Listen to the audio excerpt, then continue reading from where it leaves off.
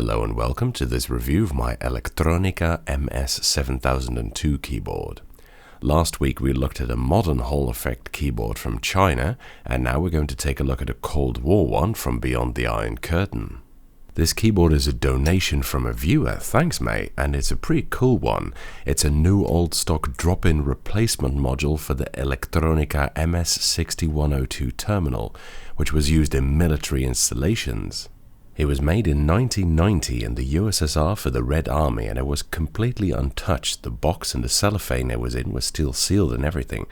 I always like it when I get to dive into a pristine bit of history. Man, my fans are the best.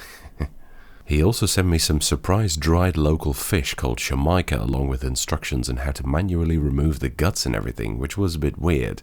But regardless, that was right when I caught a flu, and by the time I got better it wasn't smelling very good anymore. Anyway, I couldn't find that much about this terminal except that it was a military computer that weighed as much as 28 kilos and which could hook into a fiber optic local network, which wasn't quick at a maximum of 20 kilobits per second, but it was very well protected against interception, so I guess it's the Soviet equivalent to Tempest.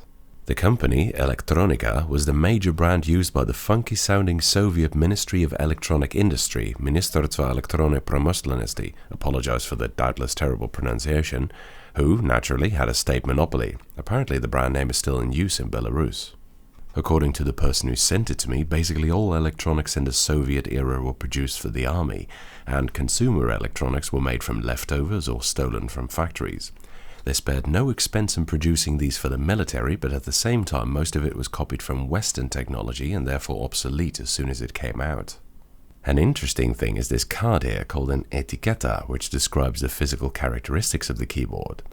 Now that's not very weird, many keyboards have that, but on this one it shows how much precious metals are inside, which I've never seen before, and it's quite a lot, including about 3/4 of a gram of gold, which is huge. That's over $30 worth of gold, as well as a bit under 300 MIGs of silver, and a rather excessive sounding 63.4 grams of brass, which I'm really not sure where they've stuck it, to be honest.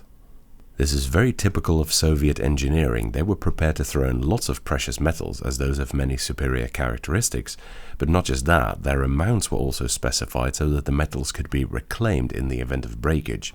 See, another thing that was typical of Soviet engineering, extremely orthogonal to most Western production standards, especially of today, was that there was no planned obsolescence. They weren't planned to be replaced by different or improved models down the line. They were expected to last for basically forever. This could also have allowed them to function as civilian hand-me-downs later, I guess, although I can't imagine how outdated the stuff must have been by the time that happened. The longevity of most Soviet products is evident in their keyboards as well, as the USSR kept on producing expensive, high-grade keyboard switches like magnetic reeds and Hall effect switches like these right up until the end. The keyboard has no case of its own, as the computer was a monoblock, so the case was part of the terminal, again fairly typical for Soviet computers, but the electronics are quite well made and appear to have been hand-wired and soldered. The keycaps are double-shot ABS, again very typical for Soviet keyboards, in a Russian layout with Cyrillic characters as well as the Latin equivalent of the letter wherever possible. They're not that thick, and the molding shows some kind of plastic swirl in it from the injection process, which I've never seen on a keycap before, but double-shot lettering is extremely durable, so I'm sure these caps would have lasted forever at least. The mount is also a rather uncommon T-mount, so I don't think it will really fit any other switches. A lot of the keycap legends wouldn't make sense to any non-native, but thankfully I've had some help. For example, here's Ust, which is setup, AP2, which is escape, Tab, which you can probably imagine what it does, Upr, control, Stop, Vr, shift, Rus, which switches to Cyrillic, and Zdv, which shifts the cursor position. Compared to Western keyboards, old Soviet ones seem to use a lot more abbreviations. I really like the tall, thin Cyrillic font on these keycaps. It gives it a very Cold War feel, a bit like you would imagine in posters from historical fiction novels.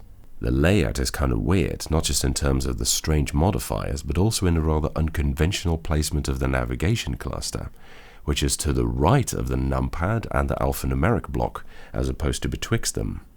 Also curious is that they used a block nav with the arrows placed in a square, which is very awkward and really more of a 70s, early 80s thing than something you'd expect on a keyboard from 1990. The switches are pretty interesting. I've never seen these before.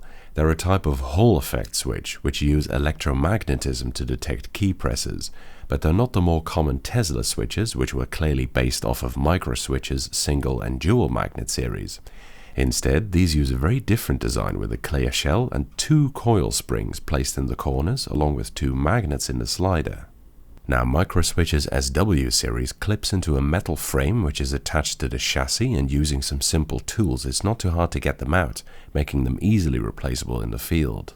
The Elektronika switches are also clip out at first sight, but it's only the top housing that comes off actually. The bottom housing itself is separately soldered to the PCB for some reason. There's 2 plastic clips at the side, which are not in the middle, presumably so the clips from one switch don't clash with those of its neighbor, and the plastic is surprisingly stiff. It's quite hard to get them out, but thankfully at least it doesn't require desoldering or even opening the case, although you're probably a bit boned if one of the clips breaks off. Thankfully, I don't even have to clip them out anymore because the keyboard had 3 new old stock switches as well as an LED included with it for the aforementioned in-the-field replacement, presumably. Nice! On the inside you can see the Hall element, which is basically a semiconductor capable of measuring a transverse voltage over a circuit, which is caused by electrons getting bent off their usual path by the sideways magnetic forces of the magnet in the slider, and it has as many as 5 pins. Now, a Hall effect switch always has at least 3 pins for plus 5 volt, ground and output, although many designs like Honeywell's include a backup 4th pin for increased reliability in case one of them fails. But 5 pins, presumably with 2 redundant ones, I've never seen that before. Furthermore, the bottom housing of the switch has 2 pins inside it to retain it to the PCB for a total of 7 pins, more than any other keyboard switch I know of. And here's a view of the other side of the switch, showing the 2 magnets inside the slider, which is not black but actually a translucent, very dark shade of brown. On the side of the switch, in small letters, you can see the letters PKB9-2, which is presumably the switch model, with the date stamp from 1990 under it.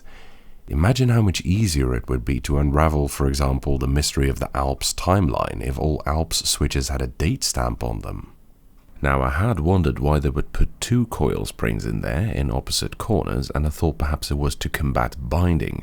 In other words, the slider catching on the slider walls when pressed at an angle, but that doesn't appear to be the case because even this new old stock one does bind a bit. Instead, it's probably not to get in the way of the sensor. The larger keys especially, which apart from the spacebar haven't been stabilized, are very bad. However, if you press a key vaguely in the middle, it's fine, and it makes for a slightly stiff, fairly smooth linear switch.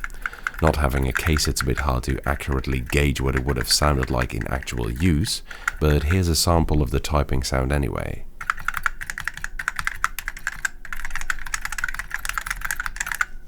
I've previously shown a Czechoslovak keyboard made by Tesla and Zbrojov Gabrino, who are still in business making hunting rifles, by the way, which vaguely resembles it, even the two are quite different, and which also showed some binding, which I improved with some lubricant, which also deepens the sound of the switches, so I'm sure you could do something similar with this Elektronika board.